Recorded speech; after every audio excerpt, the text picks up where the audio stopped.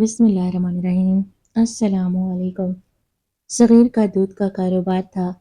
ایک دن اس کے ڈیرے پر ایک یتیم بچی آئی اور بولی، چچا تھوڑا دودھ ملے گا؟ تو صغیر نے اسے برتن بھر کر دودھ دے دیا۔ تو اس کی بیوی نے دیکھ لیا اور بچی کے ہاتھ سے دودھ چھین کر بولی، یہ کوئی یتیم خانہ نہیں ہے۔ تھوڑی دیر بعد صغیر دودھ سے بھری بالٹی اس بچی کے گھر جا کر دے آیا۔ تو بچی نے ڈبہ دیا اور کہا، چچا اگر کوئی مشکل آئے تو یہ ڈبہ کھول لینا، آپ کے کام آئے گا۔ کچھ دن بعد صغیر کے جانور مرنے لگے تو اچانک اسے یاد آیا اور جب ڈبہ کھولا تو، چچا تھوڑا سا دودھ ملے گا؟ میرا بھائی بھوکا ہے، بلک بلک کر رو رہا ہے، ہمارے پاس دودھ خریدنے کے پیسے نہیں ہیں۔ فاطمہ دودھ کا برتن پکڑے منت بھرے انداز میں صغیر کی طرف دیکھ رہی تھی۔ اس کے چہرے پر بھوک اور کمزوری صاف جھلک رہی تھی۔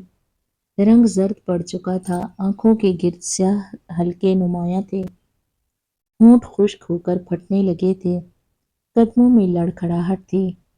صغیر کو اس پر بے پناہ ترس آیا تھا۔ اس نے دودھ کا بڑا برتن اٹھایا اور برتن بھر کر اسے واپس پکڑا دیا۔ اسے پیار سے دعا دی کہ جاؤ بیٹا، بھائی کو پلانا اور خود بھی پی لینا۔ اس نے شفقت سے فاطمہ کے سر پر ہاتھ رکھا تھا۔ دل ہی دل میں اس نے اللہ سے دعا کی تھی کہ اس بچی کے حالات بہتر ہو جائیں۔ صغیر کا دودھ کا کاروبار تھا۔ اس کے ڈیرے سے ہر روز کئی من دودھ فروخت کے لیے مختلف دکانوں پر جاتا تھا۔ کاروبار خوب چمک رہا تھا۔ صغیر نے کبھی بے ایمانی نہیں کی تھی۔ وہ بہت خدا ترس اور نیک انسان تھا۔ غریبوں اور ضرورت مندوں کی مدد کے لیے ہمیشہ تیار رہتا تھا۔ اسی گاؤں کی فاطمہ یتیم ہو چکی تھی۔ اس کا باپ بجلی کا کرنٹ لگنے سے مر گیا تھا۔ اس دن کے بعد سے ان کے گھر کے حالات بگڑتے چلے گئے تھے۔ گھر میں فاقوں کی نوبت آ پہنچی تھی۔ برتن خالی رہتے تھے، چولہا ٹھنڈا رہتا تھا، سرد راتوں میں بچے بھوکے سو جاتے تھے، مگر وہ لوگ خوددار تھے، کسی کے آگے ہاتھ نہیں پھیلاتے تھے۔ آج بھی جب چھوٹے بھائی کی بھوک نے فاطمہ کا ضبط توڑ دیا تو وہ ماں کو کچھ بتائے بغیر برتن اٹھا کر صغیر کے ڈیرے چلی آئی تھی۔ اس کے قدم بھاری تھے مگر دل میں ایک ہی آس تھی کہ شاید کچھ رحم ہو جائے۔ اللہ آپ کو خوش رکھے چچا، آپ کے کاروبار میں برکت ہو۔ فاطمہ نے صغیر کو ڈھیر ساری دعائیں دی اور واپس گھر کی طرف مڑنے لگی۔ اسی وقت صغیر کی بیوی نے ڈیرے کا دروازہ کھولا اور اندر آ گئی۔ اس نے فاطمہ کے ہاتھ میں دودھ سے بڑا برتن دیکھا تو اس کا چہرہ غصے سے لال ہو گیا۔ صغیر کی عادتیں اسے سخت ناپسند تھی۔ وہ کہتی رہتی کہ صغیر ہر وقت خدا ترسی میں ڈوبا رہتا ہے۔ اس کے خیال میں جتنا دودھ اور جتنے پیسے صغیر خیرات میں دیتا ہے، انہی پیسوں سے اس کے اپنے بچے آرام اور آسائش کی زندگی گزار سکتے ہیں۔ اسے لگتا تھا کہ صغیر اپنے ہی بچوں کا حق دوسروں میں بانٹتا پھرتا ہے۔ اسی سوچ نے اس کے دل کو سخت بنا دیا تھا۔ صغیر کی بیوی تیز مزاج اور بد زبان تھی۔ اس کی بدتمیزیاں برداشت کرنا آسان نہیں تھا۔ صغیر پھر بھی صبر کے گھونٹ پی کر خاموش رہ جاتا تھا۔ آج بھی اس نے جب فاطمہ کو مفت دودھ لے جاتے دیکھا تو اس کا ضبط جواب دے گیا۔ اس نے تیز قدموں سے آگے بڑھ کر فاطمہ کے ہاتھ سے برتن چھین لیا۔ اس کی آنکھوں میں سختی اور آواز میں زہر تھا۔ اس نے فاطمہ کو تحقیر سے دیکھا۔ فاطمہ ڈر کے مارے پیچھے ہٹ گئی۔ دل دھڑکنے لگا، آنسو بہہ نکلے۔ وہ بار بار منت کرتی رہی کہ اس کے بھائی نے رات سے کچھ نہیں کھایا، وہ بھوک سے بلک رہا ہے، مگر صغیر کی بیوی کا دل نہ بسیجا۔ کہنے لگی، تم یہاں کیوں منہ اٹھا کر چلی آئی ہو؟ یہاں پر کوئی یتیم خانہ نہیں کھلا، ہمارے اپنے بھی بچے ہیں جن کے 100 خرچے ہیں، آج کے بعد یہاں پر مانگنے کے لیے مت آنا۔ اس نے برتن الٹ کر دودھ زمین پر گرا دیا، خالی برتن اس کے ہاتھ میں تھما دیا۔ فاطمہ آنسو بھری نگاہوں سے زمین پر گرے ہوئے دودھ کو دیکھ رہی تھی۔ وہ دودھ ضائع ہو گیا تھا مگر ان کے پیٹ میں نہیں جا سکا تھا۔ صغیر کی بیوی نے اسے بازو سے پکڑ کر ڈیرے سے باہر دھکیل دیا۔ फातिमा धक्के से लड़खड़ाई और जमीन पर बैठ गई। वो फूट फूट कर रोने लगी। इसके आंसू मिट्टी में जज्ब हो रहे थे, मगर इसका दुख कम नहीं हो रहा था। इसके जहन में छोटे भाई का रोता हुआ चेहरा घूम रहा था। इसे यूं लगा जैसे सारी दुनिया ने इसके मुंह पर थप्पड़ मारा हो और इसे मुंह मोड़ लिया हो। सगीर ये सब देख रहा था। इसके दिल में शदीद दुख की लहर उठी। वो जानता था कि फातिमा के घर में आज भी चूल्हा ठंडा है। इसके भाई की भूख इससे बर्दाश्त ना हुई थी, तभी तो वो यहाँ आई थी। सगीर की बीवी हमेशा की तरह अपनी लंबी तकरीर शुरू कर चुकी थी। वो पैसे और दूध के नुकसान का रोना रोने लगी। सगीर ने बेजारी से सर हिलाया और खामोशी से अंदर कमरे में चला गया। इसके दिल में अजीब सी कसक थी।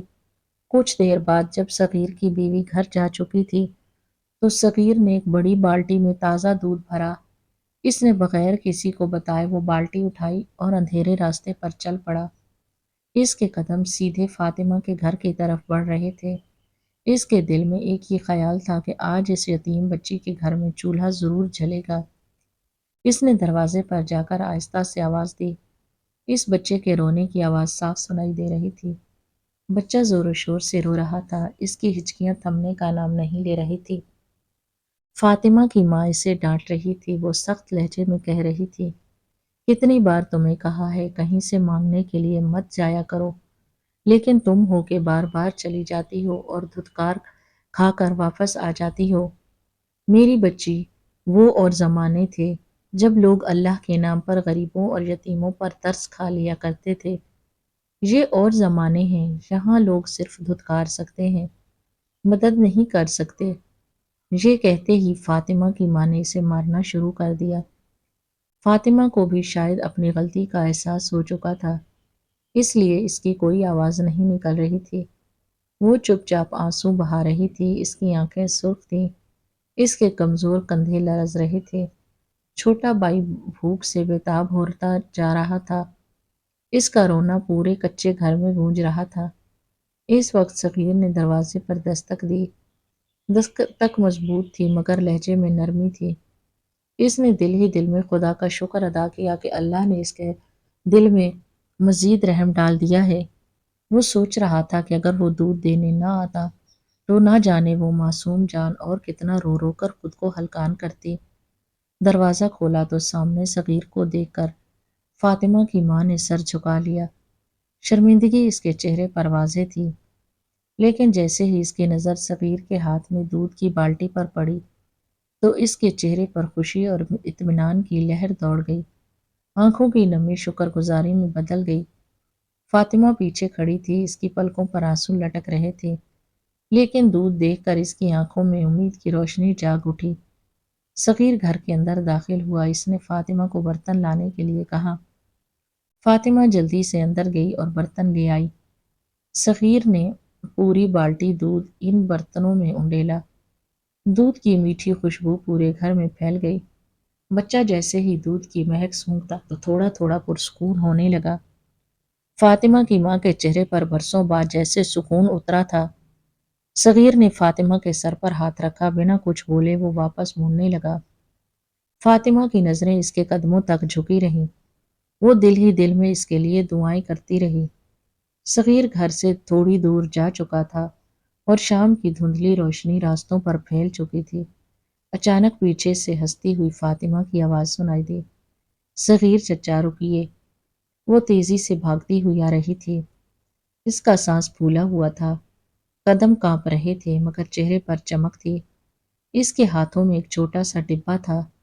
सगीर रुककर इसकी तरफ मुड़ा और इसे देखने लगा। इसे लगा शायद वो सिर्फ दुआएं देने आई थी, मगर फातिमा ने वो डिब्बा आगे बढ़ा दिया। इसकी आवाज़ में शुक्रिया और मोहब्बत शामिल थी।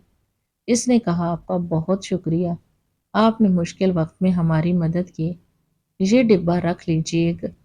अगर आप पर कभी कोई मुश्किल आए तो ये डिब्बा खोल कर देख लीजिएगा, ये आपके काम आएगा। सगीर के दिल में सवाल उठा कि न जाने इस डिब्बे में क्या होगा। ये गरीब बच्ची मेरी क्या मदद कर सकती है?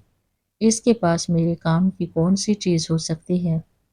मगर इसने ये सब दिल में ही सोचा। فاطمہ کا دل رکھنے کے لیے اس نے وہ ڈبہ اس کے ہاتھ سے تھام لیا۔ اس نے شفقت بھری نظروں سے اسے دیکھا، اس کے سر پر ہاتھ رکھا اور آہستہ قدموں سے اپنے ڈیرے کی طرف چل پڑا۔ وہاں جا کر اس نے خاموشی سے ڈبہ ایک طرف رکھ دیا اور اپنے معمول کے کاموں میں لگ گیا۔ وہ 2 دن کے وقفے سے فاطمہ کے گھر دودھ کی بالٹی پہنچا کر آتا تھا۔ اسی دودھ سے ان کے 2-3 دن کسی طرح گزر جاتے تھے۔ ماں کا دل بھی تھوڑا سا مطمئن ہو جاتا تھا اور چھوٹا بچہ بھی سکون سے سو جاتا تھا۔ فاطمہ ہر بار اس کے لیے دل سے دعا کرتی تھی۔ اس کے لیے یہی سب کچھ قیمتی تھا۔ پھر ایک دن صغیر جب دودھ دینے گیا تو اسے خبر ملی کہ فاطمہ اور اس کی ماں گاؤں چھوڑ کر چلی گئی ہیں۔ فاطمہ کے ماموں انہیں اپنے ساتھ اپنے گاؤں لے گئے تھے۔ وہ لوگ آسودہ حال اور کھاتے پیتے تھے۔ یقیناً وہ فاطمہ اور اس کی ماں کا خیال رکھیں گے، ان کی مدد کریں گے۔ صغیر کو یہ سن کر تھوڑی تسلی ہوئی۔ اسے خوشی بھی ہوئی کہ اب یہ دونوں بھوک اور محتاجی سے آزاد ہو جائیں گی۔ واپس آتے ہوئے اس نے دل میں سوچا کہ یہ بھی اچھا ہوا کہ جاتے ہوئے انہوں نے اس پر مزید بوجھ نہ ڈالا۔ وہ کسی سے یہ بھی نہیں کہہ سکا کہ اس نے کبھی ان کی مدد کی تھی یا فاطمہ نے اسے کوئی ڈبہ دیا تھا۔ یہ بات اس کے دل اور اللہ کے درمیان ایک راز بن کر رہ گئی۔ فاطمہ کو زیادہ دن نہیں گزر تھے کہ اچانک پورے گاؤں پر آفت ٹوٹ پڑی۔ گاؤں کے لوگوں کے جانور بیمار ہونے لگے، پھر وہ ایک ایک کر کے مرنے بھی لگے۔ صغیر کے جانور بھی شدید بیماری میں مبتلا ہو گئے تھے۔ کبھی جو آنگن میں دوڑتے تھے، اب سب ایک جگہ سر جھکائے کھڑے رہتے۔ ان کی ٹانگوں میں کمزوری آ چکی تھی، آنکھوں کی چمک مدھم ہو گئی تھی۔ نہ گھاس کھاتے تھے اور نہ کسی دوسری چیز کو منہ لگاتے تھے۔ دودھ بالکل سوکھ چکا تھا، ان کے منہ سے جھاگ نکلتی رہتی۔ پورا ڈیرا ویران سا ہو گیا تھا، روزی کے دروازے جیسے بند ہوتے جا رہے تھے۔ صغیر کے دل پر گھٹا چھائے بیٹھی تھی۔ یہ سب دیکھ کر صغیر پریشان ہو گیا۔ اسے یاد آیا جب اس نے نیا نیا جانوروں کا کاروبار شروع کیا تھا، تب بھی یہی بیماری پھیلی تھی۔ اس وقت بھی لوگوں کے جانور مرنے لگے تھے۔ اس دور میں گاؤں کے حکیم ہدایت اللہ نے علاج کیا تھا۔ اس نے نہ صرف دوا دی تھی بلکہ لوگوں کے دلوں میں ہمت بھی ڈالی تھی۔ انہی کی دوا سے جانور بچ گئے تھے، مگر اب حکیم کا انتقال ہو چکا تھا۔ اب کوئی ایسا شخص نہ تھا جو اس بیماری کو پہچانتا ہو۔ اسی سوچ میں اچانک صغیر کے ذہن میں بجلی سی گوندی۔ اسے یاد آیا کہ فاطمہ اسے حکیم ہدایت اللہ کی بیٹی تھی، وہی بچی جو اس کے سامنے دودھ لینے آتی تھی اور پھر اسے ایک چھوٹا سا ڈبہ دے گئی تھی۔ ایک دم اسے فاطمہ کا دیا ہوا ڈبہ یاد آ گیا۔ وہ جلدی سے کمرے میں گیا۔ اس نے الماری کھولی، سامنے رکھا ہوا وہ ڈبہ اٹھایا۔ ہاتھ کانپ رہے تھے۔ اس نے ڈبہ کھولا تو اس میں رنگ برنگی پوڑیاں رکھی ہوئی تھی، ساتھ ہی ایک لمبا سا پرچہ رکھا ہوا تھا۔ اس پر تفصیل کے ساتھ جانوروں کو دوا دینے کی ہدایت لکھی تھی۔ لکھائی نرم مگر مضبوط ہاتھ کی تھی۔ اس پر حکیم ہدایت اللہ کا نام بھی درج تھا۔ شاید یہ دوا اور ہدایت اس نے اپنی بیٹی کے حوالے کی تھی کہ ایک دن کسی ضرورت مند کے کام آ سکیں۔ صغیر نہیں جانتا تھا کہ یہ دوا صحیح ہے یا نہیں۔ اس کے دل میں خوف بھی تھا اور امید بھی، مگر اس ہدایات کے مطابق جانوروں کو وہ دوا دینا شروع کر دی۔ اس نے ہر لفظ غور سے پڑھا، وقت پر دوا دی، پانی کا خاص خیال رکھا، جانوروں کو آرام دیا۔ دن گزرتے گئے، دیکھتے ہی دیکھتے جانور سنبھلنے لگے۔ ان کے کان کھڑے ہونے لگے، آنکھوں میں پھر سے روشنی آنے لگی۔ انہوں نے گھاس کھانا شروع کر دیا، رفتہ رفتہ دودھ بھی آنے لگا۔ گھر میں پھر سے دودھ کی خوشبو پھیل گئی۔ صغیر کی آنکھوں میں آنسو آ گئے۔ اس نے دل سے سجدہ شکر ادا کیا۔ یہ سب کام تقریباً 15 دن میں ہو گیا۔ 15 دنوں میں جانور پھر سے پہلے کی طرح اکٹھے ہو گئے۔ بیمار جانور اٹھنے لگے، مرجھائے وجود پھر سے تازہ ہو گئے۔ گاؤں کے دوسرے لوگ بھی حیران تھے کہ صغیر کے جانور کیسے ٹھیک ہو گئے۔ اس نے کسی سے کچھ نہ کہا، وہ جانتا تھا کہ یہ سب اللہ کی رحمت سے ہوا ہے اور ایک یتیم بچی کی دی ہوئی امانت سے ہوا ہے۔ وہ دوا بھی ختم ہو چکی تھی، مگر اس کے دل میں فاطمہ کے لیے دعا بڑھ چکی تھی۔ وہ اکثر آسمان کی طرف دیکھ کر کہتا کہ اے اللہ، جہاں بھی وہ ہو اسے خوش رکھ، اسے کسی کے سامنے نہ جھکانا۔ اور اس لمحے اسے پوری طرح یقین ہو گیا تھا کہ نیکی کبھی ضائع نہیں جاتی۔ صغیر کے جانور ٹھیک ہو چکے تھے مگر گاؤں والوں کے جانور ابھی بھی اسی بیماری کو جھیل رہے تھے۔ سبھی صغیر سے بار بار پوچھتے کہ اس نے ایسی کون سی دوائی استعمال کی کہ جانور ٹھیک ہو گئے۔ مجبوراً صغیر کو سب کچھ یہ بتانا پڑا کہ یہ سب فاطمہ کی دی ہوئی ایک دوا کا نتیجہ تھا۔ وہ ان کے گھر میں دودھ پہنچانے آتا تھا، بدلے میں فاطمہ اسے دوا کا ایک ڈبہ دے کر گئی تھی۔ فاطمہ اس گاؤں میں نہیں تھی، اس لیے سبھی مایوسی سے لوٹنے لگے۔ تبھی صغیر نے کہا کہ اگر ان میں سے کوئی شخص فاطمہ کے نانہال والوں کا پتہ جانتا ہے تو وہ اس کے ساتھ وہاں پر جانے کے لیے تیار ہے۔ وہ فاطمہ کو کسی نہ کسی طرح اس گاؤں میں آنے کے لیے راضی کر لے گا اور اس نسخے کے بارے میں پوچھے گا جو دوا میں استعمال کیا گیا تھا تاکہ باقی جانوروں کو بھی مرنے سے بچایا جا سکے۔ صغیر کی آواز سن کر سبھی اس کی نرم دلی کے قائل ہو گئے تھے۔ اس کے اپنے جانور بچ گئے تھے۔ اگر وہ چاہتا تو کسی کو بھی اس راز کے بارے میں نہ بتاتا، مگر اس نے سبھی کا خیال کیا۔ ایک شخص فاطمہ کے ننہال والوں کو بہت اچھے طریقے سے جانتا تھا۔ وہ صغیر کے ساتھ اسی وقت فاطمہ کے ننہال میں روانہ ہو گیا۔ صغیر کی بیوی کو یہ سب کچھ اچھا نہیں لگ رہا تھا۔ اگر سارے گاؤں کے جانور مر جاتے اور صغیر کے باقی رہتے تو یقیناً دودھ کی قیمتیں آسمان تک پہنچ جاتی۔ لوگ قطرے قطرے دودھ کے محتاج ہوتے اور منہ مانگی قیمت میں ان سے دودھ خریدا کرتے، لیکن اس کے شوہر کی خدا ترسی نے جیسے سب کچھ برباد کر ڈالا۔ اسے بہت غصہ آیا، وہ یہ بھول گئی کہ اس کے شوہر کی خدا ترسی کا ہی نتیجہ تھا کہ اس کے جانور ٹھیک اور خوشحال ہو گئے تھے۔ صغیر فاطمہ کے ماموں کے گھر پہنچا تو آگے کا منظر دیکھ کر حیران رہ گیا۔ فاطمہ کی حالت پہلے سے بھی انتہائی ابتر تھی اور وہ برتنوں کا ایک ڈھیر مانجھ رہی تھی، جبکہ اس کی ماں کھیتوں میں کام کر رہی تھی اور ننھا بچہ بلک بلک کر ہلکان ہو رہا تھا۔ اسے تو لگا تھا کہ فاطمہ اپنے ماموں کے گھر میں کچھ بہتر زندگی گزار رہی ہوگی، مگر یہاں پر تو ان کے حالات پہلے سے بھی کافی زیادہ خراب ہو چکے تھے۔ ننھی فاطمہ نے صغیر کو اپنے سامنے دیکھا تو ایک دم ہی اٹھ کر بھاگتے ہوئے کھلے ڈیرے سے باہر نکلی اور صغیر کی ٹانگوں سے چمٹ گئی اور ساتھ ہی ہچکیاں لے کر رونے لگی۔ چچا، ہمیں اپنے گاؤں واپس جانا ہے۔